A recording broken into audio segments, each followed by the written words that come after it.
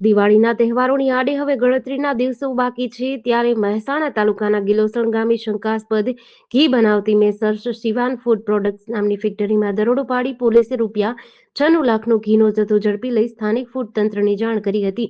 Food અધિકારીઓએ તાલુકા પોલીસને સાથે રાખી ફેક્ટરી પર તપાસ કરી પોલીસે પકડેલા ₹55,59,718નો જથ્થો સીઝ કરી તેમાંના ઘીના 18 સેમ્પલ લઈ પૃથ્થકરણ માટે સરકારી લેબોરેટરીમાં મોકલ્યા હતા। મહેસાણા તાલુકા પોલીસની ટીમ નાઇટ પેટ્રોલિંગમાં હતી ત્યારે ગિલોસણ ગામે પટેલ હિતેશભાઈ ગોવિંદભાઈની માલિકીની મેસર્સ શિવાન ફૂડ પ્રોડક્ટ્સ નામની ફેક્ટરીમાં નકલી ઘી બનાવવાનું આવતું હોવાની પૂર્વ બાતમીના આધારે પોલીસે છાપો માર્યો હતો। જેસલમેરની સ્લીપર બસમાં આગ લાગવાથી દાઝી ગયેલા 10 વર્ષના છોકરાનું આજે કરુણ મોત થયું છે, જેના કારણે મૃત્યુઆંક 21 પર પહોંચ્યો છે। આજે સવારે 2 દર્દીઓની હાલત ખરાબ થઈ હતી, તેમને પણ વેન્ટિલેટર પર ખસેડાયા છે। પાર્ટીએ ડીએનએ સેમ્પલિંગમાં પરિવારોને પડતી મુશ્કેલીઓ અંગે પણ સ્પષ્ટતા કરી। તેમણે કહ્યું કે ચકાસણીને કારણે આ પ્રક્રિયામાં સમય લાગે છે।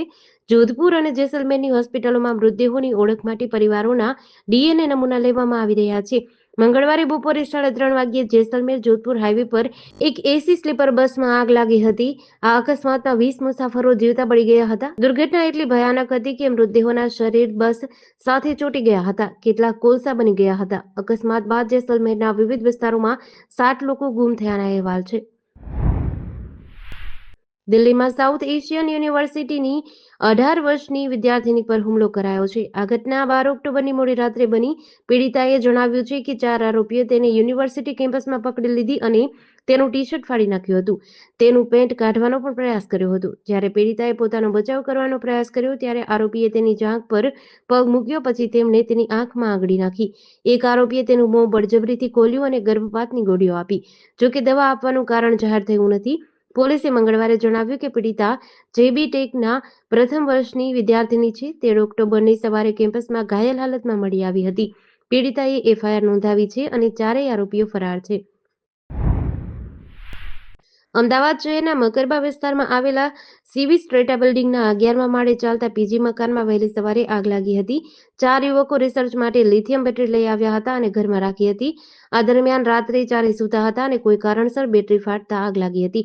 આગ અને ધુમાડાના કારણે ચારે યુવકો બેભાન થઈ ગયા હતા અને દાઝ્યા હતા। ફાયર બ્રિગેડની ટીમે તાત્કાલિક પાણીનો મારો ચલાવી આગને કાબૂમાં લીધી હતી। ઇજાગ્રસ્ત યુવકોને બહાર કાઢી સારવાર માટે ખસેડાયા હતા। ફાયર બ્રિગેડ પાસેથી પ્રાપ્ત વિગત અનુસાર વહેલી સવારે 3:45 વાગ્યાની આસપાસ ફાયર બ્રિગેડને મેસેજ મળ્યો હતો। આગમાં દાઝેલા યુવકો એલજે કેમ્પસમાં અભ્યાસ કરતા હતા।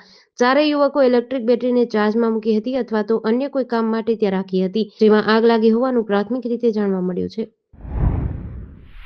બોટાદ એપીએમસીમાં કપાસ અને અન્ય જણસમાં કડદો કરી ખેડૂતોને ઓછા ભાવનો વિવાદ ચાલે છે।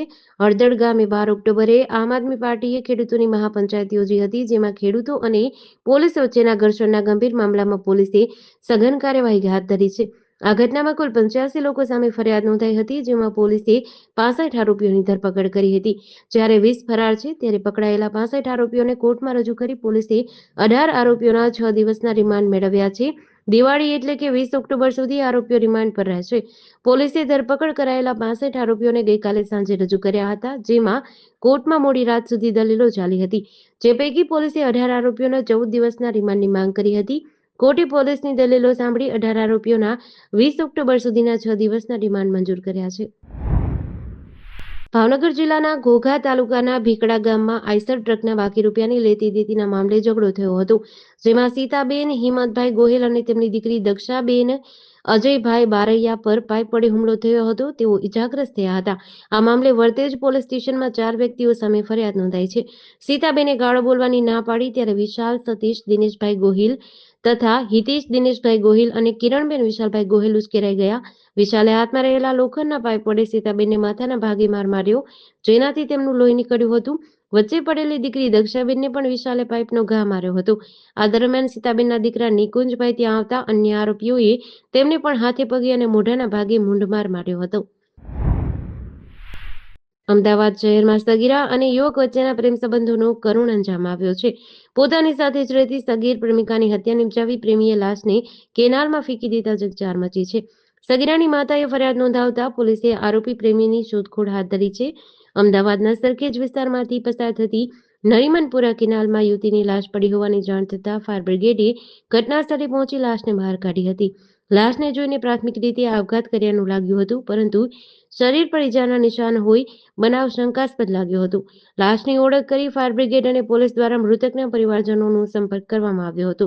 મૃતકના માતાએ લાશની ઓળખ કરી હતી અને તેની ઉંમર ફક્ત 15 વર્ષની જ હોવાનું પોલીસને જણાવ્યું હતું. ત્યારે સગીરાના ગળા અને મોઢાના ભાગે ઈજાના નિશાન મળી આવ્યા હતા. સુરત શહેર ક્રાઇમ બ્રાન્ચે નશીલા પદાર્થોની હેરાફેરી વિરુદ્ધ ઝુંબેશમાં વધુ એક મોટી સફળતા મેળવી છે. ક્રાઇમ બ્રાન્ચે ગોડાદરા વિસ્તારની એક ઓયો હોટલ પર દરોડો પાડી રાજસ્થાનના પાલી જિલ્લામાંથી એમડી ડ્રગ્સનું વેચાણ કરવા આવેલા 2 પેડલર ઝડપી પાડ્યા છે. તેમની પાસેથી 25.29 ગ્રામ એમડી ડ્રગ્સ સહિત કુલ 2,87,900ની કિંમતનો મુદ્દામાલ જપ્ત કર્યો છે. ક્રાઇમ બ્રાન્ચના અધિકારીઓને મળેલ બાતમીના આધારે ગોડાદરા વિસ્તારમાં આવેલા મીડા સ્ક્વેર કોમ્પ્લેક્સની ઓયો હોટલમાં દરોડો પાડ્યો હતો. અહીંથી 2 આરોપીઓ આકિબ જાવેદ ખાન, સલીમ જાવેદ ખાન અને દિનેશ જોધારામ જાટની ધરપકડ કરાઈ હતી. તેમની પાસેથી ગેરકાયદેસર માદક પદાર્થ એમડી ડ્રગ્સ, મોબાઈલ ફોન જપ્ત કરવામાં આવ્યા હતા. બંને આરોપીઓ એમડી ડ્રગ્સના છૂટક વેચાણ માટે સુરત આવ્યા હોવાનું સામે આવ્યું હતું.